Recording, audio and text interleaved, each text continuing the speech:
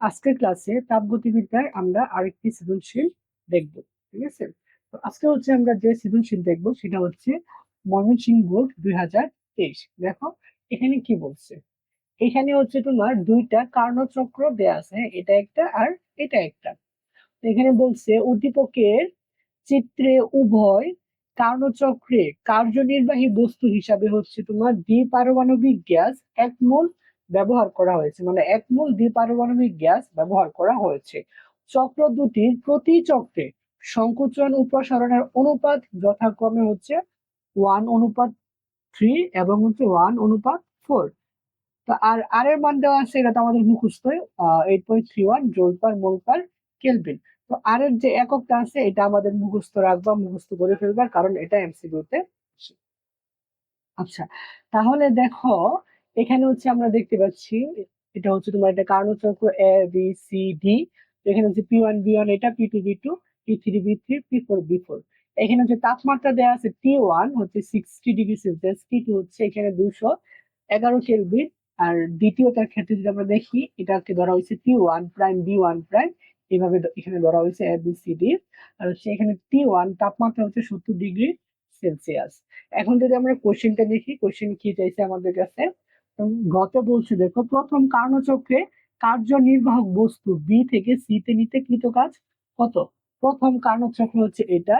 প্রথম কার্যচক্রে কার্যনির্বাহী বস্তুকে এই বি বিন্দু থেকে যদি আমি সি বিন্দুতে নিতে চাই, তাহলে কৃত কাজ কত হবে।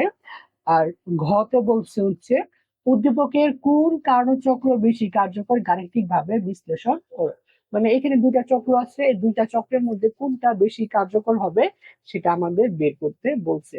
তো তৃতীয়টার ক্ষেত্রে হচ্ছে আমরা এখানে হচ্ছে জাস্ট ইটাটা যদি বের করি, তাহলে হচ্ছে ইটা বের করে দেখবো কার পার্সেন্টেজ বেশি। তো যার পার্সেন্টেজ বেশি হবে সেই হচ্ছে বেশি কার্যকর। তাহলে তোমার দেখো, আচ্ছা কার্যচক্রে 4টা ধাপ। হ্যাঁ, প্রথম ধাপ হচ্ছে সমষ্ণ প্রক্রিয়া, পরেরটা হচ্ছে তোমার রুদ্ধতাপীয় প্রক্রিয়া, আবার পরেরটা হচ্ছে সমষ্ণ প্রক্রিয়া, আবার পরেরটা হচ্ছে তোমার রুদ্ধতাপীয় প্রক্রিয়া। দেখো কার্নো ইঞ্জিনের 4টা ধাপ থাকে, 4টা ধাপের মধ্যে প্রথম যে ধাপটা এটা হচ্ছে সমষ্ণ রেখা, পরেরটা হচ্ছে রুদ্ধতাপীয় রেখা, আবার এটা সমষ্ণ রেখা, এটা হচ্ছে রুদ্ধতাপীয় রেখা। দেখো বি থেকে সি রেখাটা কি, এটা হচ্ছে তোমার রুদ্ধতাপীয় রেখা, তাই না। যেহেতু এটা রুদ্ধতাপীয় রেখা, তাহলে রুদ্ধতাপীয় ক্ষেত্রে, রুদ্ধতাপীয় প্রক্রিয়ার ক্ষেত্রে যে কৃত কাজ, সেই কৃত কাজের সূত্র দিয়ে আমরা বের করবো। রুদ্ধতাপীয় প্রক্রিয়ার কৃত কাজ ডাব্লিউ সমান আমরা জানি এন আর গামা -1 T1 - T2। ঠিক আছে, এটা হচ্ছে তোমার রুদ্ধতাপীয় প্রক্রিয়ায় কৃত কাজের সূত্র, তো এটা আমাদের মুখস্থ রাখতে হবে। ঠিক আছে, ওকে। তাহলে দেখো এখন যদি আমরা এটা সমাধান করি, উদ্দীপক হতে কি পাই। এখানে আদি তাপমাত্রা T1 সমান কত, 60°C। এটাকে কেলভিনে নিলে হবে তোমার 273 প্লাস 60, 333 কেলভিন। শেষ তাপমাত্রা কত সেটা যদি দেখি, শেষ তাপমাত্রা T2 সমান হচ্ছে 211 কেলভিন। ঠিক আছে, আচ্ছা মোল সংখ্যা n, এর মান হচ্ছে 1, যেহেতু বলছে 1 মোল। আর আর হচ্ছে তোমার মুলার গ্যাস ধ্রুবক,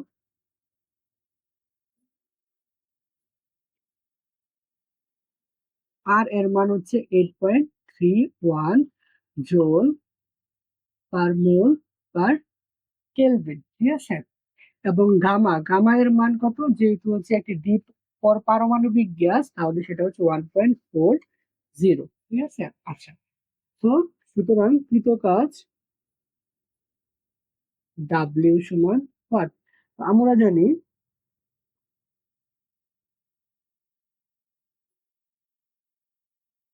ডাব্লিউ সমান এন আর গামা -1 T1 - T2।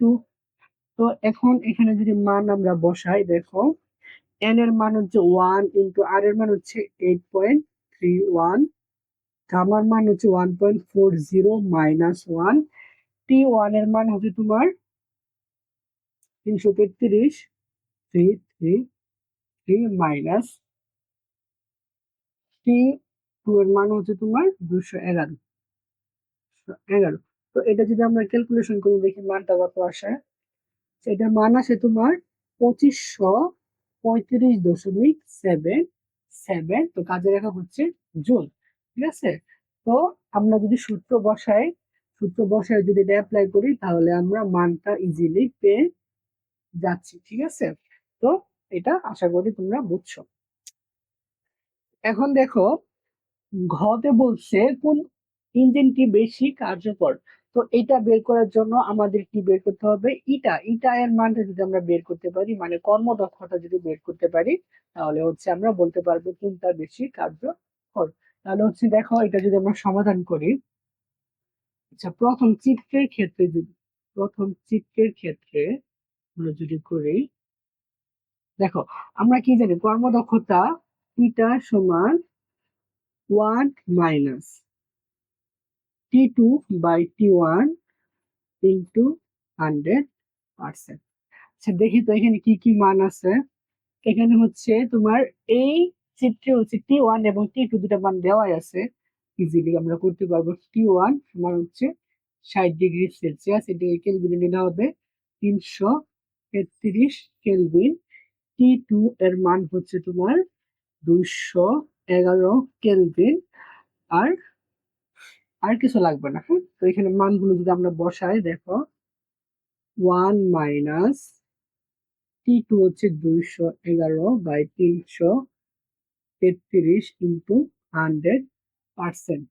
তো এইটা আমরা যদি ক্যালকুলেশন করে দেখি মানটা কত আসে, এটার মানটা আসে 36.636%। ঠিক আছে, তাহলে হচ্ছে প্রথম কার্নো ইঞ্জিনের ক্ষেত্রে আমরা দেখতে পাচ্ছি কর্মদক্ষতা হচ্ছে তোমার 36.636%। এখন হচ্ছে আমরা দ্বিতীয় যে ইঞ্জিনটা আছে, যে গ্রাফটা আছে, সেটার ক্ষেত্রে আমরা বের করব কর্মদক্ষতা কত। আচ্ছা, প্রথম ইটার মানটা আমরা কত পাইছিলাম, 36.636%। এটা আমি সাইডে লিখে রাখি। আচ্ছা, তো দেখো এই গ্রাফে হচ্ছে T1 এর মান দেয়া আছে, বা T2 এর মান দেয়া নাই। বুঝছো, T1 এর মান দেয়া আছে কিন্তু T2 এর মান দেয়া নাই। তো এখান থেকে আমার T2 টা বের করতে হবে। T2 যদি বের করতে পারি তাহলে হচ্ছে আমরা এই ম্যাথটা সমাধান করতে পারবো। হ্যাঁ, আচ্ছা দেখো এখানে উদ্দীপকে কি বলছিল যে প্রতি চক্রের সংকোচন এবং প্রসারণের অনুপাত হচ্ছে 1:3 আর এটা হচ্ছে 1:4। তাহলে এই গ্রাফের ক্ষেত্রে সংকোচন এবং প্রসারণের অনুপাত হচ্ছে 1:4। দেখো দ্বিতীয় গ্রাফের ক্ষেত্রে হচ্ছে আমার T2 এর মানটা লাগবে। তো আমি জানি টি এবং বির সাথে সম্পর্ক হচ্ছে টিভি গামা মাইনাস 1 সমান কনস্ট্যান্ট। হ্যাঁ, এটা হচ্ছে আমরা এই সম্পর্কটা আমরা জানি। তো এখান থেকে দেখো আমরা লিখতে পারি হচ্ছে তোমার T1, হ্যাঁ, B2 ধরলাম, হ্যাঁ এটা ধরলাম, বি থেকে সি তে পরিবর্তন সমান gamma minus 1 T2 B3 gamma minus 1। আচ্ছা, এখানে কি কি আছে যদি আমরা একটু লিখি, তোমার টি ওয়ান কত, 70°C। এটা যদি আমরা কেলভিনে নেই তাহলে হবে তোমার 343 কেলভিন।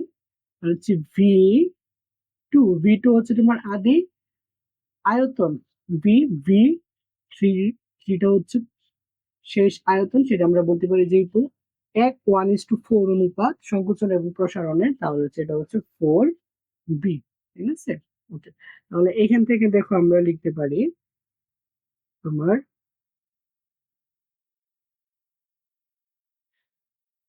এটাই পাশে নিয়ে আসি, T2/B3 gamma minus 1 T1/B2 gamma minus 1। এখান থেকে আমরা লিখতে পারি T2/T1 সমান B2/B3, তার পাওয়ার হচ্ছে গামা মাইনাস 1।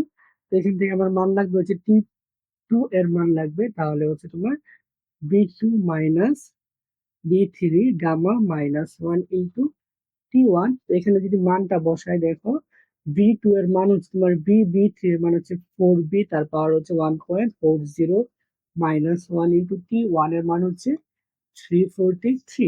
তো এটা যদি আমরা ক্যালকুলেশন করে দেখি মানটা কত আসে, মানটা আসে হচ্ছে 197 কেলভিন। ঠিক আছে, মান কত আসতেছে? 197 কেলভিন আছে। গামার মান কত? গামার মান হচ্ছে আমরা জানি 1.40। এখন কি বের করতে হবে? আমাদের হচ্ছে ইটাটা বের করতে হবে। ইটা যদি আমরা বের করি, দেখো দেখো এখন যদি আমরা ইটা বের করি, ইটার সমান কি 1 মাইনাস T2/T1 ইন্টু 100%। এখন মান যদি বসাই, দেখো 1 মাইনাস টি টু এর মান হচ্ছে 197, T1 হচ্ছে তোমার 343 ইন্টু 100%। তো এটা যদি আমরা ক্যালকুলেশন করি, দেখি মানটা কত আসে, 42.56%। হ্যাঁ, মানটা কত আসে? 42.56%। তো এখন বলছে কোন ইঞ্জিনটি বেশি কার্যকর হবে। তো আমরা এখানে দেখতে পাচ্ছি, দেখো আমরা এখানে আছে, এটা হচ্ছে ইটা প্রাইম ধরি, আমরা দেখতে পাচ্ছি যে ইটা প্রাইমটা হচ্ছে তোমার ইটা থেকে বড়, কারণ ইটার মান কত? এটা হচ্ছে 36.636, হচ্ছে ইটা প্রাইমের মান হচ্ছে তোমার 42.56। তো হচ্ছে এটার মান বেশি, যেহেতু ইটা প্রাইমের মান বেশি, সেহেতু আমরা বলতে পারি যে দ্বিতীয় ক্ষেত্রে, মানে দ্বিতীয় গ্রাফের ক্ষেত্রে হচ্ছে তোমার দ্বিতীয় গ্রাফটা বেশি কার্যকর। তো এই ছিল আমাদের আজকের এই ম্যাথ, আশা করি তোমরা সকলেই বুঝতে পারছো।